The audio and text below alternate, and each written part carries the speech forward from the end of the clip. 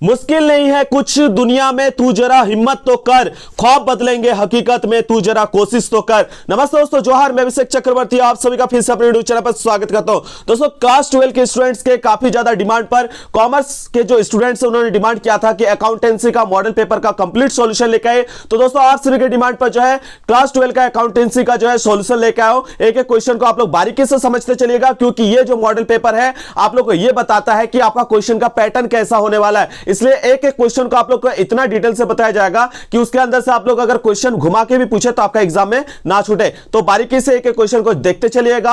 अगर इस वीडियो में अच्छा रिस्पांस आता है, 500 प्लस लाइक देखने को मिलता है, तो लगातार जो है अकाउंट्स का जो है आप लोगों का जितना समय बचता है उसमें आप लोग का अकाउंट्स का हद से ज्यादा क्वेश्चन जो है सॉल्व करा दिया जाएगा, जो कि आप लोग को एग्जाम में डायरेक्टली वहीं से क्वेश्चन देखने को मिलेंगे। एक एक क्वेश्चन को बारीकी से देखते चलिएगा और अपने दोस्तों को भी जल्दी से जल्दी इस वीडियो को शेयर कर दीजिए। तो चलिए दोस्तों, बिना किसी तरीके के वीडियो को स्टार्ट करते हैं। तो दोस्तों, आज का पहला और इंपॉर्टेंट क्वेश्चन आप देख सकते हैं, ऑब्जेक्टिव टाइप में क्या पूछा गया है। साझेदार का फार्म से संबंध होता है, तो साझेदार का फार्म से संबंध होता है पूछा गया यहां पे, ठीक है। तो साझेदार का फार्म मतलब यहां बोला गया the relation of a partner with the firm is, इसको बहुत अच्छे से समझिएगा। देखिए, the relation of the firm with the firm is that of an owner and agent, यानी फार्म के साथ साझेदारों का जो संबंध होता है एक मालिक और एक एजेंट का होता है। तो दोस्तों, यहां पे आपका ऑनर कहीं देखने को मिल रहा है? नहीं देखने को मिल रहा है। यहां पे आपका मैनेजर तो नहीं है, आपका यहां पे सर्वेंट भी नहीं होगा, यहां पे आपका मोनोपोलिस्टिक भी नहीं होगा। तो यहां पे दोस्तों आपका क्या देखने को मिल रहा है? एज एन एजेंट, ठीक है। तो याद रखिएगा, यहां पे ऑप्शन सी जो होगा करेक्ट हो जाएगा। मैंने क्या बताया? फार्म के साथ साझेदारों का संबंध एक मालिक और एक एजेंट का होता है। The relation of partner with the firm is that of an owner and agent. यहां ऑनर होता तो भी करेक्ट होता, एन एजेंट है तो भी करेक्ट है। तो यहां पे ऑनर नहीं दिया हुआ है, इसलिए आपका एन एजेंट करेक्ट होगा, बाकी इनमें से कोई भी करेक्ट नहीं है। तो जो मैंने लाइन बताया इसको आप लोग पेन एंड पेपर में नोट कर लीजिए, क्योंकि ये क्वेश्चन घुमा के भी पूछा जा सकता है। या तो आपका हो सके एग्जाम में एन ऑनर भी डाल दिया जाए और एन एजेंट भी रहे, बोथ ए एंड बी कर दे इस तरह से क्वेश्चन में, या फिर हो सके इस क्वेश्चन में एन एजेंट दिया है, ठीक है। हो सकता है कि फाइनल एग्जाम में जो है आपका यहां पे क्या दे दे? एन ऑनर दे दे। तो इसलिए आप लोग उसको नोट कर लीजिएगा। यहां ऑप्शन सी जो होगा करेक्ट होगा अकॉर्डिंग टू क्वेश्चन। चलिए आगे क्वेश्चन को चलते हैं। जो मैं बारीकी से बताते चल रहा हूं उसको आप लोग बस नोट करते चलिएगा कॉपी पे, ठीक है। आगे क्या पूछा गया? पूंजी पर ब्याज को सामान्यतः मानना चाहिए। तो देख सकते हैं इंग्लिश में क्या लिखा गया? Interest on capital should be generally be regarded as, ठीक है। देखिए, इंटरेस्ट ऑन कैपिटल जो होता है ना दोस्तों, इंटरेस्ट ऑन कैपिटल जो है, interest on capital is an appropriation of profit होता है, that is distribution of profits. यानी पूंजी पर ब्याज जो होता है लाभ का विनियोजन है, अर्थात लाभ का वितरण है। इसको याद रखिएगा। यानी दोस्तों आपको यहां पे कहां पे देखने को मिल रहा है? Appropriation of profit, option number A. Option number A जो हो जाएगा आपका बिल्कुल करेक्ट आंसर होगा। मैंने क्या बताया? Interest on capital is an appropriation of profit, that is distribution of profit. पूंजी पर ब्याज जो है लाभ का विनियोजन है, अर्थात लाभ का वितरण है। इसको याद रखिएगा, ठीक है। एन एप्रोप्रिएशन ऑफ प्रॉफिट जो है यहां पे आपका करेक्ट आंसर होगा, क्योंकि यहां प्रश्न में जनरली बोला गया है। क्या बोला गया है? जनरली। यहां देखिए एक वर्ड यूज किया गया है, सामान्यतः। तो इसलिए ये स्टेटमेंट को याद रखिएगा, जब भी जनरली बोला जाता है यानी सामान्यतः बोला जाता है, तो हम लोग क्या मानते हैं? Interest on capital is an appropriation of profit, that is distribution of profit. पूंजी पर ब्याज जो है लाभ का विनियोजन अर्थात लाभ का वितरण है। इसको याद रखिएगा। ये अगर आपका दिया रहे वर्ड, तब जनरली का मतलब होता है सामान्यतः पूछा है, इसलिए ऑप्शन ए जो होगा बिल्कुल करेक्ट आंसर हो जाएगा। ऑप्शन बी भी गलत है, ऑप्शन सी भी, एन एक्सपेंस भी गलत है, एन लायबिलिटी ये भी गलत है। आपका ऑप्शन नंबर ए जो होगा ये बिल्कुल करेक्ट आंसर है। जो मैंने लाइन बताया उसको पेन एंड पेपर लेकर नोट कीजिएगा और ध्यान रखिएगा, अगर ये लिखा रहे जनरली तो ऑप्शन ए ही बिल्कुल करेक्ट आंसर है। इसके बाद दोस्तों क्वेश्चन नंबर 3 देख सकते हैं, मोस्ट इंपॉर्टेंट क्वेश्चन है। क्या बोला गया? पिछले 4 वर्षों के लाभ 8,000, 12,000, 10,000, 10,000, ठीक है। 2 वर्षों के औसत लाभ के आधार पर ख्याति का मूल्य होगा। Profit of last 4 year were 8,000, 12,000, 10,000, 10,000, the value of goodwill at 2 year purchase of average profit will be. तो दोस्तों आपको जो है औसत लाभ के आधार पर यानी एवरेज प्रॉफिट के बेसिस पर जो है आपको क्या फाइंड करना है, गुडविल फाइंड करना है। दोस्तों ये जो क्वेश्चन है आपका प्रीवियस ईयर में हर साल जैक की तरफ से पूछा जा रहा है और ये क्वेश्चन जो है दोस्तों इस टाइप का क्वेश्चन आपका सीयूटी का एग्जाम जो होने वाला है उसमें भी आप लोग को बहुत सारा क्वेश्चंस देखने को मिलेगा। ठीक है, कि गुडविल जो है हम लोग ख्याति जो निकालते हैं उसके कितने मेथड्स है, तो याद रखिएगा 4 मेथड्स है। गुडविल निकालने के कितना मेथड है, 4 मेथड है, नोट कर लीजिएगा। ठीक है, ऑब्जेक्टिव में भी पूछा जा सकता है।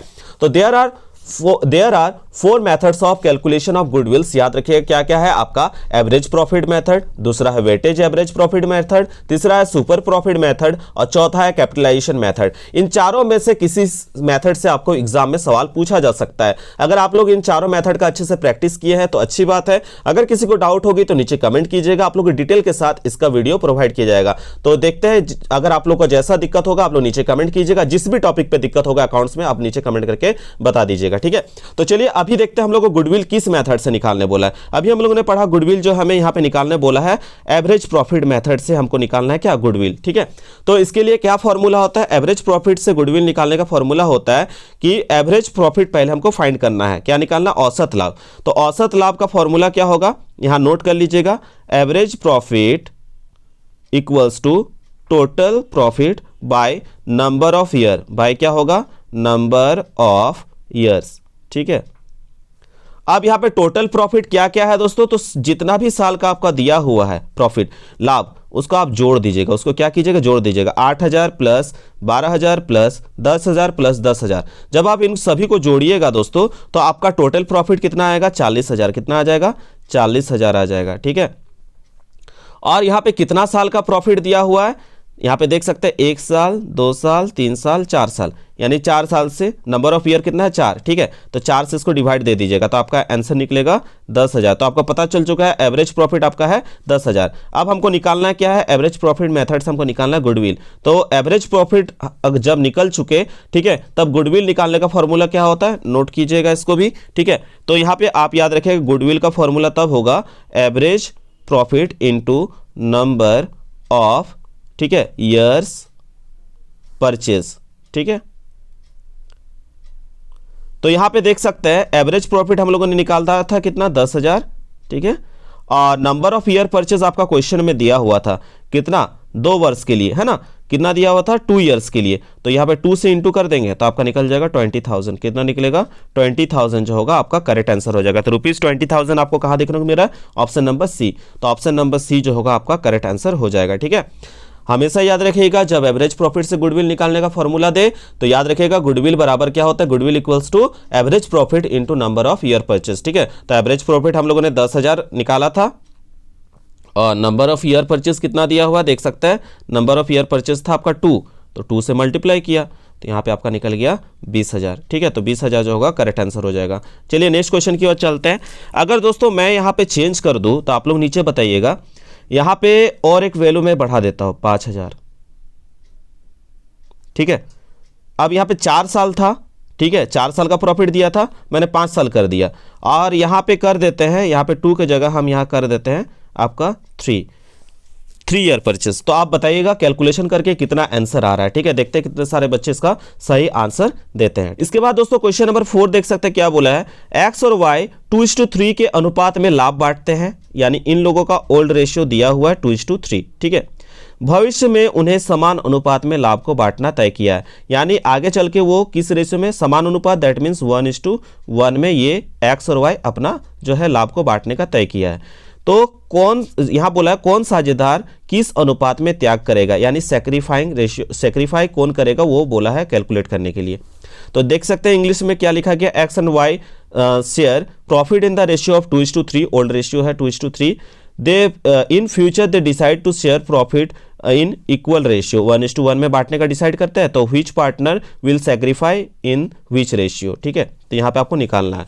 तो सेक्रीफाइंग रेशियो का आप लोगों को तो फॉर्मूला मालूम ही है, क्या होता है सेक्रीफाइंग रेशियो का, सेक्रीफाइंग रेशियो इक्वल्स टू होता है आपका ओल्ड रेशियो माइनस क्या होगा, न्यू रेशियो, है ना, old ratio minus new ratio. तो पहले हम लोग एक्स का निकालते हैं, किसका निकालते हैं, एक्स का। तो एक्स का यहाँ पे ओल्ड रेशियो कितना हो रहा है, एक्स का देख सकते हैं 2/5 कितना हो रहा है, 2/5।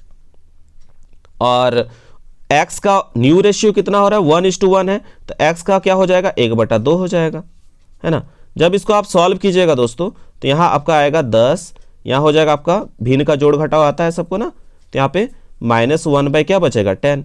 अब माइनस में कोई चीज़ आए तो आप समझ जाते हैं क्या होता है, वो ज्ञान होता है, वो क्या होता है ज्ञान होगा, वो क्या होगा ज्ञान होगा।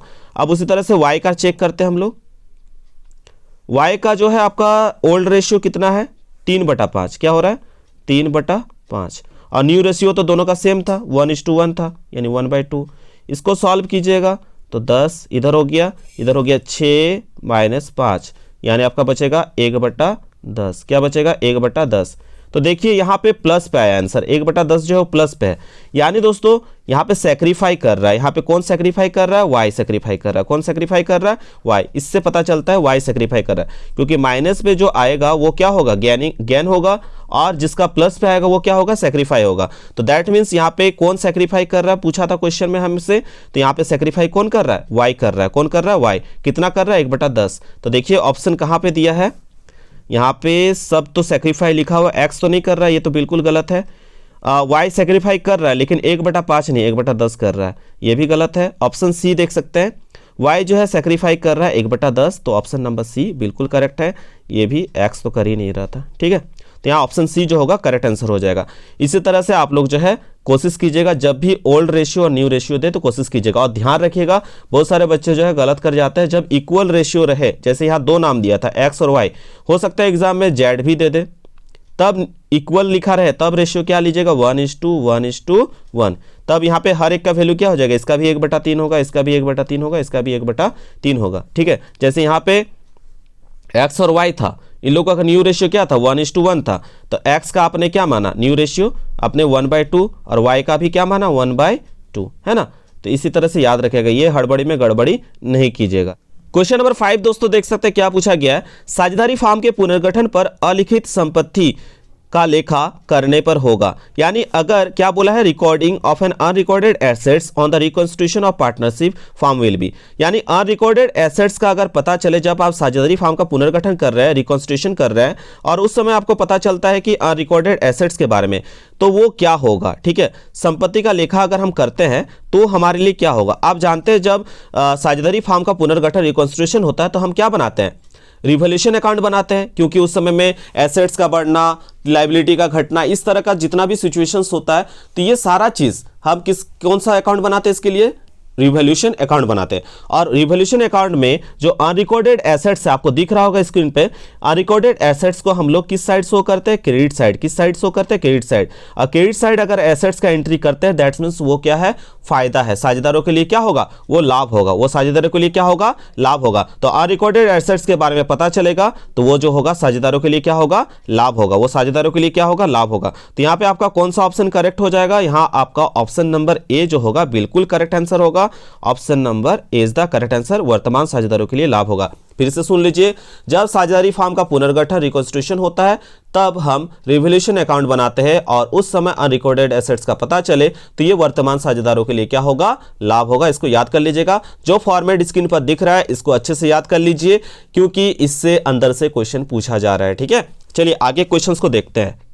क्या बोला गया क्वेश्चन नंबर 6 पे, त्याग अनुपात है सैक्रिफाइस रेशियो। तो अभी जस्ट हम लोगों ने सैक्रिफाइंग रेशियो निकाला, क्या फॉर्मूला से, ओल्ड माइनस न्यू। क्या निकाले थे, ओल्ड माइनस न्यू करके, ठीक है। तो ऑप्शन नंबर बी जो होगा बिल्कुल यहाँ पे करेक्ट है, एकदम सोचना ही नहीं है इस पे। चलिए नेक्स्ट क्वेश्चन की ओर चलते हैं, क्वेश्चन नंबर 7। क्वेश्चन नंबर 7 बोला है, एक नया साझेदार फार्म में शामिल किया जा सकता है, a new partner may be admitted to a firm, ठीक है।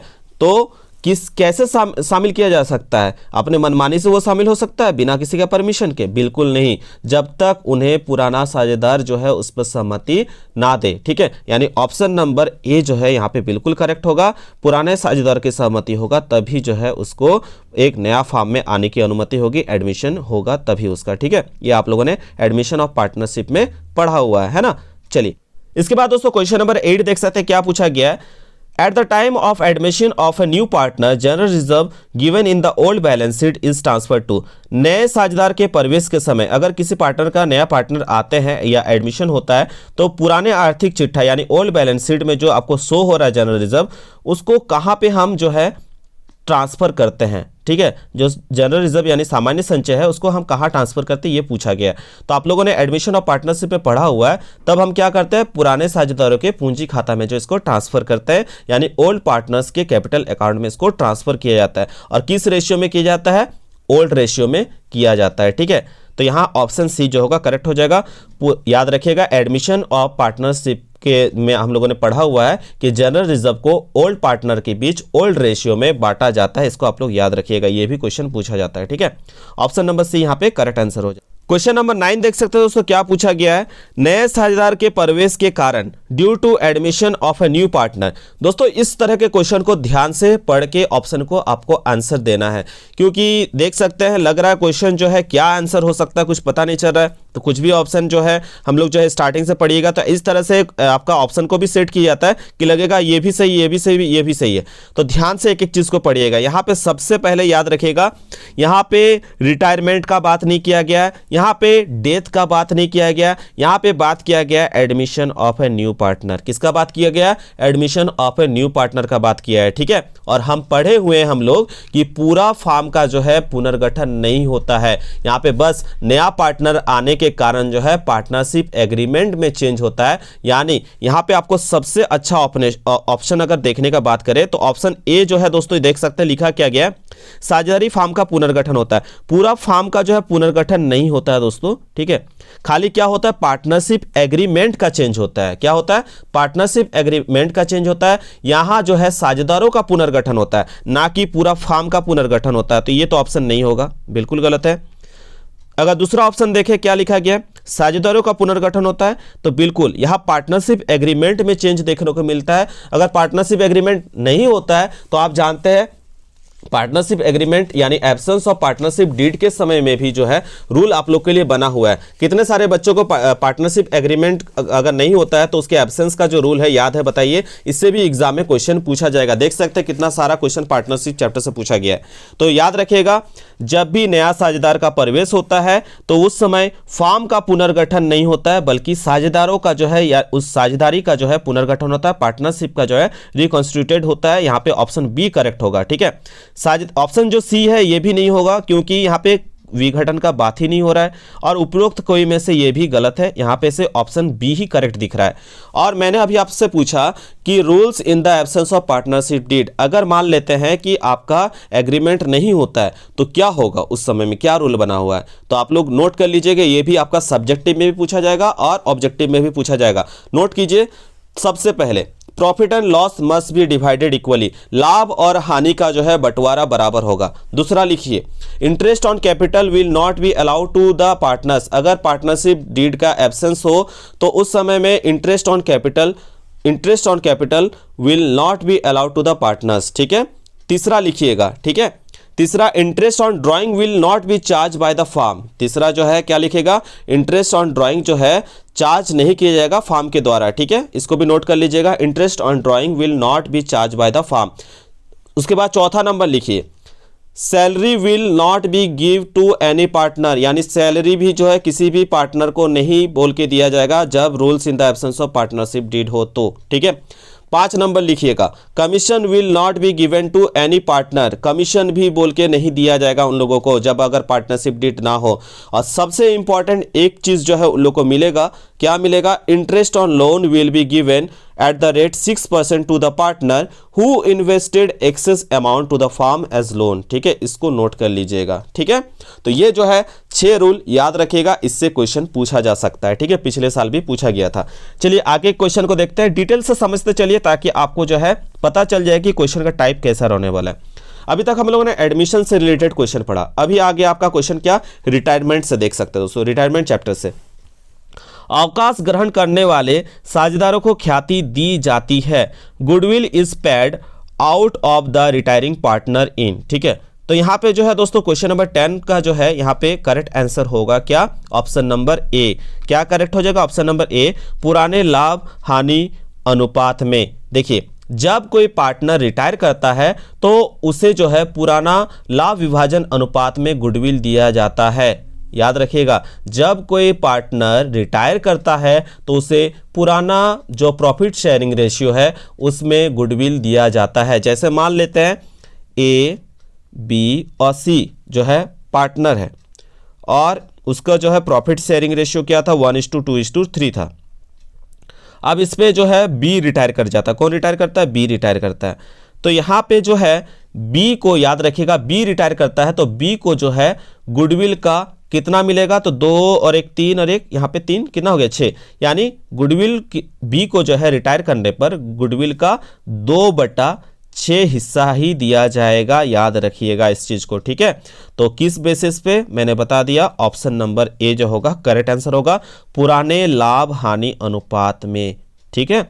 गुडविल जो होगा कैसे मिलेगा? पुराने लाभ हानि अनुपात में मिलेगा जब कोई साझेदार रिटायर करता है तो, ठीक है। इस चीज को याद रखिएगा।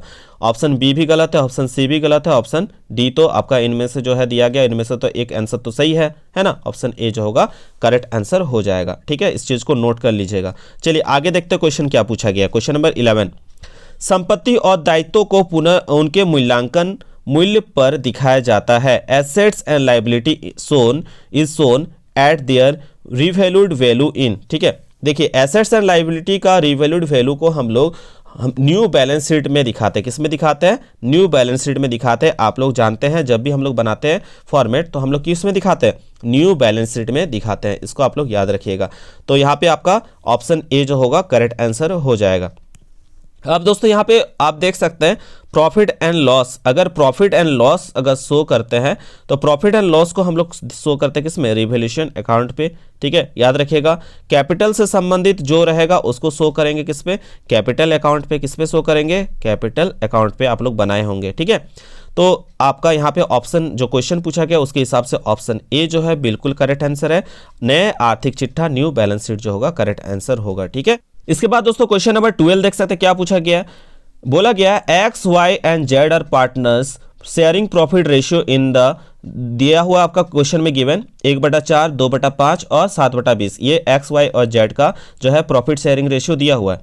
रिटायर कौन कर रहा है भैया? तो जेड जो है रिटायर कर जा रहा है फार्म से, तो बोल रहा है कि न्यू प्रॉफिट शेयरिंग रेशियो क्या होगा। अगर जेड रिटायर कर रहा है तो बचेगा कौन? एक्स और वाई, तो उन दोनों का न्यू प्रॉफिट शेयरिंग रेशियो क्या होगा? ये तो हम लोग फटाक से निकाल देते, लेकिन यहाँ पे झमेला क्या हो गया, सबका डिनोमिनेटर जो है अलग अलग कर दिया। अगर आप क्वेश्चन में देखिएगा तो एक्स का जो है, एक्स का दिया है आपका देख सकते हैं 1/4, क्या दिया है एक्स का 1/4, वाई का दिया है 2/5 और जेड का दिया है 7/20। नीचे वाला मान जो है सबका अलग अलग है, भिन्न है, तो इसको हम लोग जो है समान करने के लिए क्या करते हैं? लघुत्तम ले लेते हैं। एक्स को हम लिख सकते हैं 1/4, ठीक है।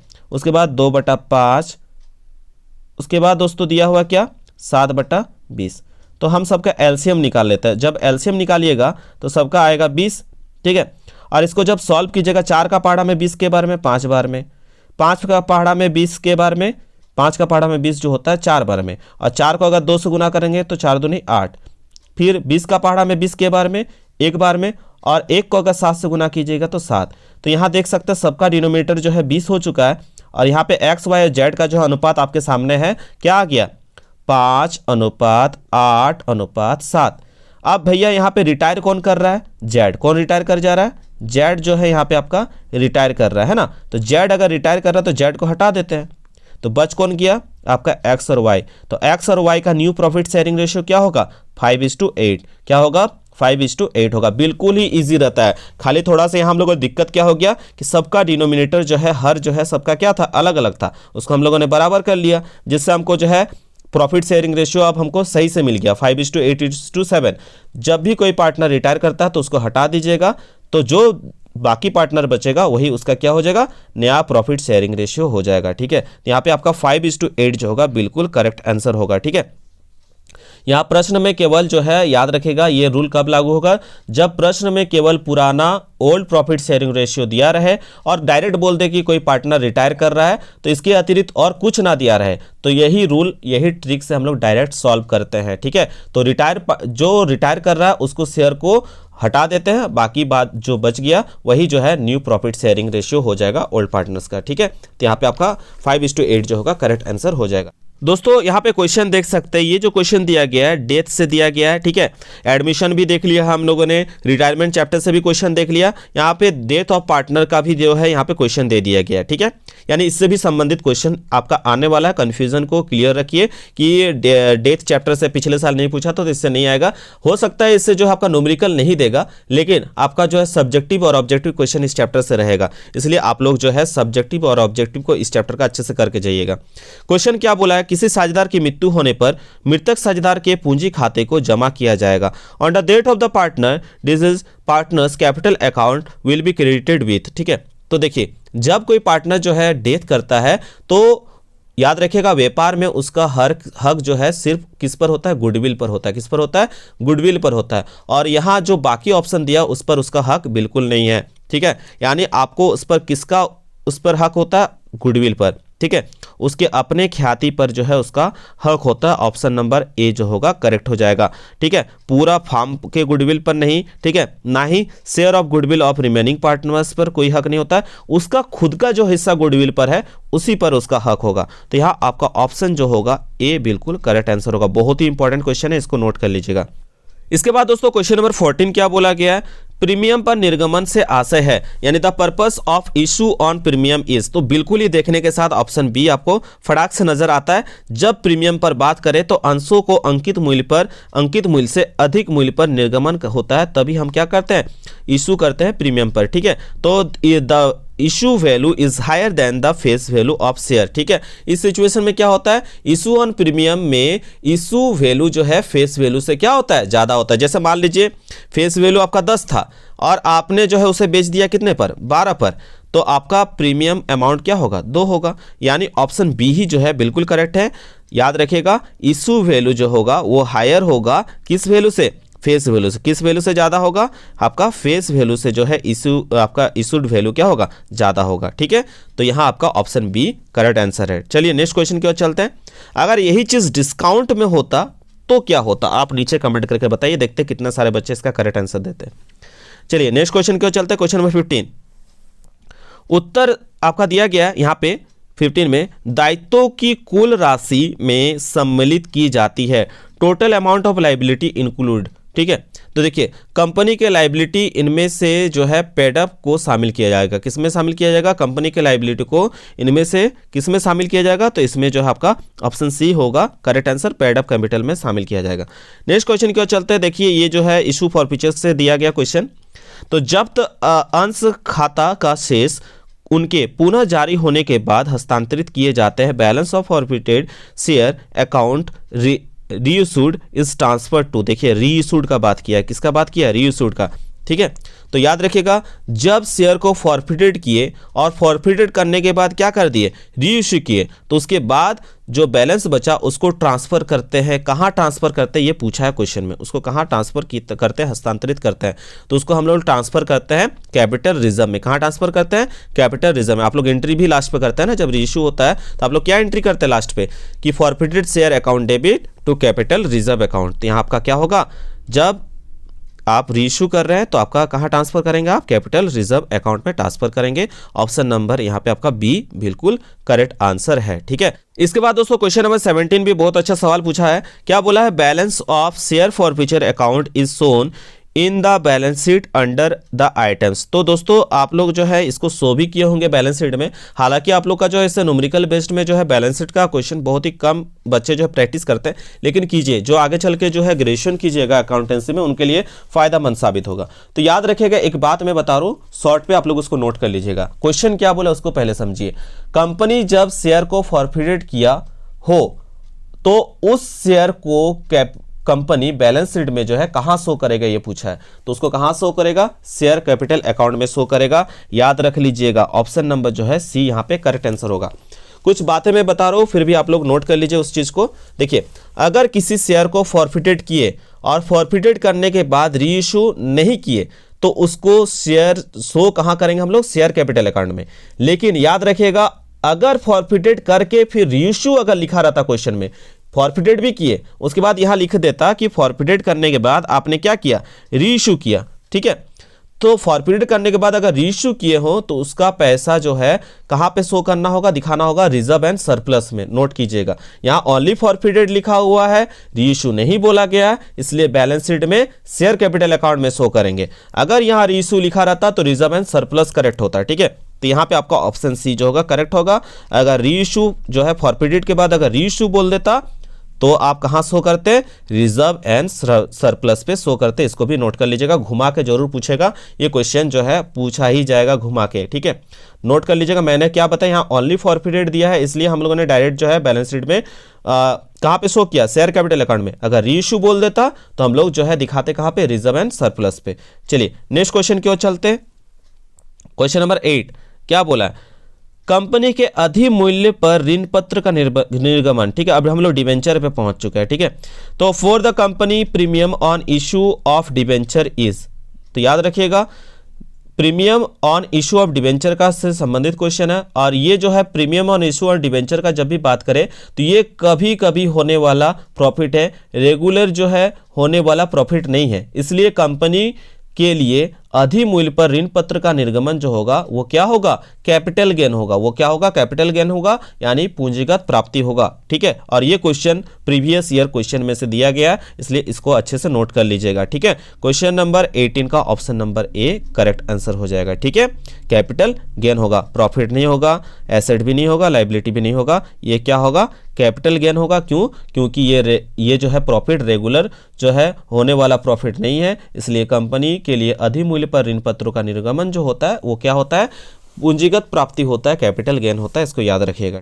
इसके बाद दोस्तों क्वेश्चन नंबर 19 क्या पूछा गया देख सकते हैं, debenture which are transferable by only delivery are, ठीक है। तो याद रखिएगा यहाँ पे बोला गया ऋण पत्र जो कि मात्रा सुपुर्द कर देने पर हस्तांतरित हो जाते हैं कहे जाते हैं। यानी हम लोगों ने पढ़ा हुआ है कि debenture belongs to the person who holds the certificate, यानी ये जो इसके आधार पे जो है ट्रांसफरेबल क्वेश्चन पूछा है। और ट्रांसफरेबल का जब भी बात करें दोस्तों तो बियरर डिबेंचर जो होता है एक ऐसा डिबेंचर होता है जो क्या होता है, ट्रांसफरेबल होता है। तो ऑप्शन नंबर जो होगा यहाँ आपका सी बिल्कुल करेक्ट हो जाएगा, बियरर डिबेंचर करेक्ट होगा। नेक्स्ट क्वेश्चन की ओर चलते हैं, क्या पूछा गया क्वेश्चन नंबर 20 कि खुले बाजार से क्रय किए गए ऋण पत्रों को यदि तुरंत रद्द नहीं किया जाता है तो यह है, If debentures purchased in open market are not immediately cancelled, these are।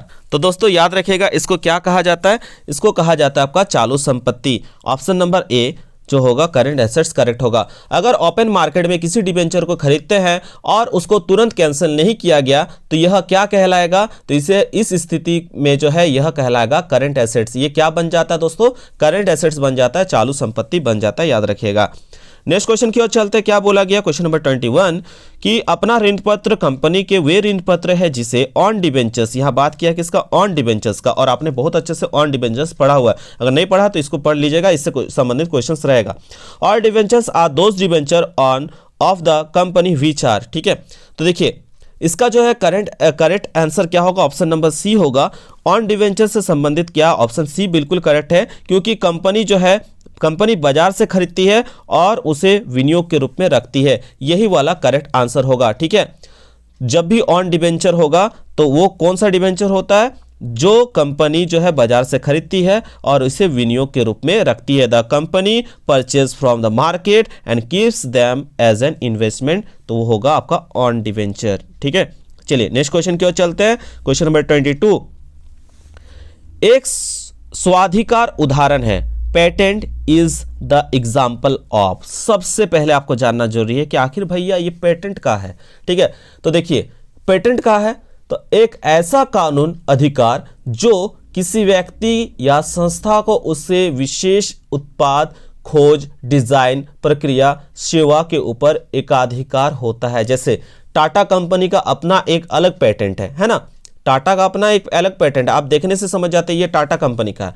क्या किसी और को ये अधिकार है कि उस जो है पेटेंट का वो इस्तेमाल करे, नहीं है, ठीक है। यानी अगर वो इस चीज का इस्तेमाल करता है तो उसके ऊपर जो है केस भी हो सकता है। तो पेटेंट प्राप्त करने वाला व्यक्ति के अलावा अगर कोई और व्यक्ति या संस्था इसका उपयोग करता है बिना उसके परमिशन का, अनुमति का, तो उस संस्था के लिए वो क्या होगा, उसके खिलाफ जो है वो कानूनन अपराध माना जाएगा। ठीक है, तो पेटेंट जो होता है हर किसी के पास अपना होता है, अपना डिजाइन होता है। ठीक है, अपना खोज करके रखते हैं, वो उसका ऊपर पेटेंट लगाते हैं। ठीक है, या कोई सेवा भी दे रहे तो उस पर भी उसका अपना अधिकार होता है, तो ये जो होता है पेटेंट होता है। ठीक है, और पेटेंट जो है क्या हमको दिख रहा है कि कहाँ पेटेंट को हम क्या छू सकते हैं, नहीं सकता है। ठीक है, ये फिजिकल नहीं होता है। तो जो भी चीज फिजिकल नहीं होता है उस चीज को हम क्या मानते हैं, आप मानते हैं उसको किस टाइप के एसेट्स मानते हैं, उसको मानते हैं क्या, इंटांजिबल एसेट्स। उसको हम क्या मानते हैं, इंटांजिबल एसेट्स। ठीक है, तो आपका ऑप्शन बी जो होगा करेक्ट आंसर होगा। भैया ये आखिर इंटांजिबल एसेट्स होता क्या है, तो इसको भी याद रख लीजिएगा। देखिए इंटांजिबल एसेट्स का मतलब होता है अमूर्त संपत्ति। अमूर्त संपत्ति वह संपत्ति होता है जो प्रकृति में भौतिक नहीं है। ठीक है, जैसा का एक तो एग्जांपल आपने पढ़ लिया पेटेंट, दूसरा हो गया ब्रांड, तीसरा हो गया ट्रेडमार्क या कॉपीराइट। ये सब क्या होता है आपका इंटांजिबल एसेट्स है। ये क्या है, इंटांजिबल एसेट्स है जो भौतिक रूप में नहीं है। लेकिन लैंड हो गया, बिल्डिंग हो गया, ये सब आप देखते हैं कि आपके सामने होता है। ठीक है, तो आप लोग नीचे कमेंट करके बताइएगा भैया कि आखिर ये गुडविल क्या है, गुडविल क्या ट्रांजिबल है या इंटांजिबल है, ये नीचे कमेंट करके थोड़ा बताइए। हम देखते हैं कितने सारे विद्यार्थी इसका करेक्ट आंसर देते हैं। गुडविल किस टाइप के एसेट्स है, ठीक है, आप नीचे कमेंट करके बताइएगा। ठीक है, तो यहाँ पे आपको पता चल चुका है पेटेंट क्या है। पेटेंट जो है एक इंटांजिबल एसेट्स है। ऑप्शन जो है बी यहाँ बिल्कुल करेक्ट है। चलिए नेक्स्ट क्वेश्चन की ओर चलते हैं, क्वेश्चन नंबर 23। देखिए वित्त विवरण लेखांकन प्रक्रिया के डैश है, तो financial statements are the dash of accounting process. तो याद रखिएगा भैया कि अकाउंटिंग प्रोसेस में जो है लास्ट में क्या बनाते हैं हम लोग, क्लास 11 में पढ़े थे, जब भी अकाउंटिंग प्रोसेस मेरा खत्म हो रहा था तो हम लोग बनाए थे क्या, फाइनल अकाउंट बनाते हैं। और इसलिए इसमें हम लोग इसे क्या जो होगा, इसको हम अंतिम उत्पाद के रूप में देखते हैं। आपका ऑप्शन जो होगा अंतिम उत्पाद इन प्रोडक्ट जो होगा करेक्ट आंसर होगा। तो ये वित्तीय विवरण जो है वित्तीय लेखांकन का क्या है, अंतिम उत्पाद है, इंड प्रोडक्ट है, ये याद रखिएगा। चलिए नेक्स्ट क्वेश्चन की ओर चलते हैं। वित्त विवरण में समाहित होता है फाइनेंशियल स्टेटमेंट्स कंटेन। तो वित्त विवरण में किसको शामिल करते हैं, तो याद रखिएगा फाइनेंशियल स्टेटमेंट के अंदर ओनली हम लोग मॉनेटरी वैल्यू को जो है लिखा जाता है, नॉन मॉनेटरी वैल्यू को नहीं लिखा जाता है। ठीक है, यानी मॉनेटरी इंफॉर्मेशन जो होगा आपका करेक्ट आंसर होगा। ऑप्शन नंबर ए जो होगा बिल्कुल करेक्ट आंसर होगा। ऑप्शन बी भी गलत है, ऑप्शन आपका यहाँ पे सी भी गलत है। चलिए क्वेश्चन नंबर 25 देखते हैं क्या पूछा गया। 25 पे बोला गया कंपनी की वार्षिक रिपोर्ट को निर्गमित किया जाता है। An annual report is issued by a company to its. ठीक है, तो याद रखिएगा कंपनी का एनुअल रिपोर्ट शेयर होल्डर को देने के लिए जो है, शेयर होल्डर्स को जानकारी देने के लिए जो है इशू किया जाता है। ठीक है, कंपनी का रिपोर्ट तो देखिए कंपनी का जब रिपोर्ट बनता है तो वो डायरेक्टर को भी मालूम होता है। ठीक है, वो ऑडिटर भी जानते हैं उसका रिपोर्ट को। ठीक है, यहाँ पे मैनेजमेंट को भी पता रहता है, लेकिन आपके जो कंपनी जो शेयर लगाया उनको तो मालूम होना चाहिए ना सारा रिपोर्ट, तो उसको जानकारी देने के लिए हम क्या करते हैं, ये जो है रिपोर्ट को इशू करते हैं। ठीक है, तो यहाँ आपका ऑप्शन सी जो होगा यहाँ पे आपका करेक्ट आंसर हो जाएगा अंशधारकों के लिए। किसके लिए, अंशधारकों के लिए। ठीक है, तो कंपनी वार्षिक रिपोर्ट किसके लिए जारी करता है, आपका अंशधारकों के लिए, शेयर होल्डर्स के लिए। ठीक है, चलिए नेक्स्ट क्वेश्चन की ओर चलते हैं। क्वेश्चन नंबर 26 क्या बोला है, 26 बोला है वित्त विवरणों की तुलना व्यवसाय की डैश की प्रवृत्ति को इंगित करती है। ठीक है, तो किसको इंगित करता है, तो यहाँ पे comparison of financial statement indicates the trends to the trends of the dash of business. तो ये क्या बताता है, ये जो है बताता है हमारा यहाँ पे जब भी 2 सालों का जो है हम कंपैरिजन करते हैं फाइनेंशियल स्टेटमेंट, आप लोग बनाए भी होंगे। ठीक है, परसेंटेज भी निकाले, सारा चीज़ किया है। तो जब दोस्तों हम लोग 2 सालों के बीच का अंतर करते हैं तो उसमें हमको प्रॉफिटेबिलिटी भी पता चलता है, कितना परफॉर्मेंस अच्छा हुआ है, क्या हुआ उसके बारे में भी पता चलता है, और कंपनी का फाइनेंशियल पोजीशन क्या है इसको भी पता चलता है। तो आप लोग बहुत अच्छे से अकाउंट्स का जो है सेक्शन जो बी आप लोगों ने सॉल्व किया होगा, तो उसमें दोनों में कंपेरिजन भी किया होगा, दोनों का आप लोगों ने कंक्लूजन को भी निकाला होगा। निकाला है ना, अगर नहीं निकाला तो निकालना स्टार्ट कर दीजिए, क्योंकि इससे रिलेटेड भी क्वेश्चन सीयूटी में आपका पूछा जाएगा। ठीक है, तो ये सभी चीजों के बारे में हमको जानकारी पता चलता है जब हम लोग कंपैरिजन करते हैं फाइनेंशियल स्टेटमेंट का। ठीक है, तो यहाँ पे आपका ऑल ऑफ दिस जो होगा करेक्ट आंसर हो जाएगा। ठीक है, कितने सारे बच्चे सीयूटी का फॉर्म भरे नीचे कमेंट करके जरूर बताइएगा। ठीक है, चलिए नेक्स्ट क्वेश्चन की ओर चलते हैं। क्वेश्चन नंबर 27 डैश अनुपात मुख्य रूप से परित्याग की गणना करते हैं। The dash ratio are primarily measures of return. तो क्या मेजर्स का पता चलता है इसमें, तो देखिए यहाँ पे ऑप्शन डी जो होगा आपका बिल्कुल करेक्ट है। प्रॉफिटेबिलिटी के बारे में पता चलता है। देखिए प्रॉफिट के बारे में जो है इंफॉर्मेशन देने वाला कौन है, प्रॉफिटेबिलिटी रेशियो। कौन है, प्रॉफिटेबिलिटी रेशियो। ठीक है, तो इसलिए आपका ऑप्शन डी यहाँ पे करेक्ट आंसर होगा। क्वेश्चन नंबर 28 पे चलते, क्या पूछा गया है, द्रव्यता के दो आधारभूत माप है। ठीक है, तो two basic measures of the liquidity are. देखिए लिक्विड रेशियो को हम लोग हमेशा जो है हम लोगों ने पढ़ा हुआ है, तो लिक्विड रेशियो हम लोग दो टाइप्स में पढ़े हैं, एक होता है करंट रेशियो, दूसरा होता है क्या, लिक्विड रेशियो। तो यहाँ आपका ऑप्शन नंबर जो है कहाँ देखने को मेरा, ऑप्शन नंबर बी जो होगा आपका बिल्कुल करेक्ट आंसर हो जाएगा। ठीक है, चलिए नेक्स्ट क्वेश्चन की ओर चलते हैं।